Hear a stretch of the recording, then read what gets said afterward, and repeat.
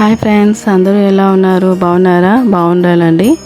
ఈరోజు రథసప్తమి అండి. అందరికీ రథసప్తమి శుభాకాంక్షలు. సో ఈరోజు సూర్యునికి పరమాన్నం వండాలని బయట ఇలా పసుపు నీళ్ళు చల్లుకొని ముగ్గేసుకొని పసుపు కుంకుమ పెట్టుకొని దాని మీద ఇలా స్టవ్ పెట్టుకొని అలంకరించుకుంటున్నామండి. ఇలా ముగ్గు వేసుకొని యాక్చువల్గా అయితే కట్టెల పొయ్యి మీద వండాలని అనుకున్నాము, కాకపోతే అది కుదరలేదు. సో అందుకని ఇలా దేవుడికి ఇలా మనము పరమాన్నం వండాలని సూర్యుని కిరణాలు బయట మనం వండేటప్పుడు ఆ సూర్య కిరణాలు అనేది మనం వండే పరమాన్నం మీద పడాలి అంటే ఆ దేవుడికి స్వీకరిస్తున్నట్టు అనమాట. సో అందుకనేసి ఇలా బయట పెట్టుకున్నాము. ఇలా మొదటిగా ఇలా ముగ్గేసి పూజ చేసి పసుపు కుంకుమ పెట్టేసి సూర్యునికి నమస్కరించుకుంటున్నామండి. చూసారా? అలాగే తులసమ్మ వారికి కూడా నమస్కరించుకొని ముందుగా ఇప్పుడు మనము పరమాన్నానికి తయారు చేసుకుంటున్నాము. పాలు వేస్తున్నామండి, ఆవు పాలు.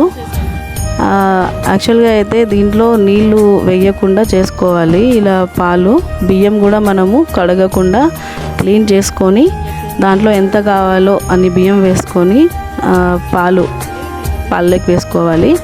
ఇప్పుడు ఇలాచి బెల్లం వేసుకొని 2 ఉండలు అట్లా వేసుకొని దంచుకోవాలండి. ఇట్లా దంచుకొని పక్కన పెట్టేసుకోవాలి. అంతలోగా మనము కాంచుకున్న పాలు పొంగొచ్చేసినాయి. ఇలా కొద్దిగా పొంగేటట్టు చూసుకోవాలి. పాలు బాగా పొంగిపోయాయి. అది దేవుడికి సమర్పణ అని అనుకున్నాము. ఇప్పుడు దంచుకున్న బెల్లం రెడీ అయిపోయింది.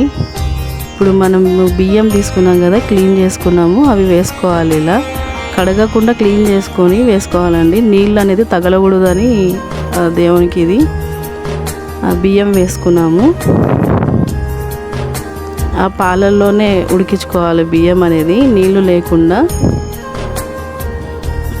కాకపోతే కొంచెం టైం పడుతుంది మనకి ఉడకడానికి. అది అలా నీళ్ళు తగలకుండా చేసుకోవాలి అని దేవుడికి పెట్టే ప్రసాదం కాబట్టి నీళ్ళు తగలకుండా చేయాలని ఇలా బియ్యం వేసుకున్నాము. అది బియ్యం వేసుకున్న తర్వాత ఇట్లా బాగా కలుపుకోవాలండి, కలిపెట్టుకోవాలి. ఎందుకంటే అవి ఉంట మాదిరి కడుతుంది అనమాట. మిక్స్ చేసుకోవాలి, బాగా ఉడకనిచ్చేసేయాలి. బాగా మనకి ఉడుకుతున్నాయి. అది పాలలో ఉడకడానికి కొంచెం లేట్ అవుతుంది. ఇప్పుడు కొద్దిగా ఉడికిపోయాయి మనకి బియ్యం అనేది, రైస్. దాంట్లో బెల్లం వేసుకుంటున్నామండి.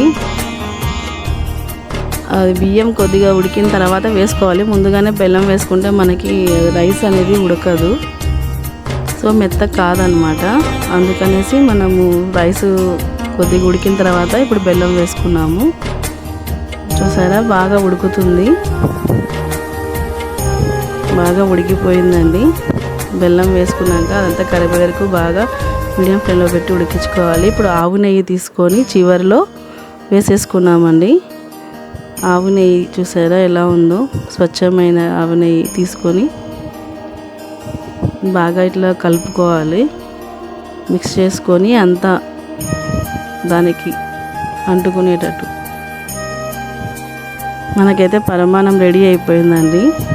ఇప్పుడు ప్రసాదంకి రెడీ చేసుకుందాము. ఒక ప్లేట్ తీసుకొని దేవుడికి పసుపు కుంకుమలాగా పెట్టేసి దాంట్లో మనం ప్రసాదం పెడుతున్నామండి దేవుడికి. పాలతో చేసిన పరమాన్నం ఇది.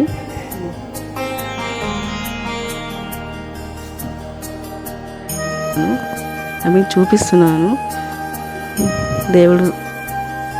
దేవుడికి పెట్టేసామండి ప్రసాదం. ఇది నైవేద్యం పెట్టేసాము. సో అందరూ బాగుండాలని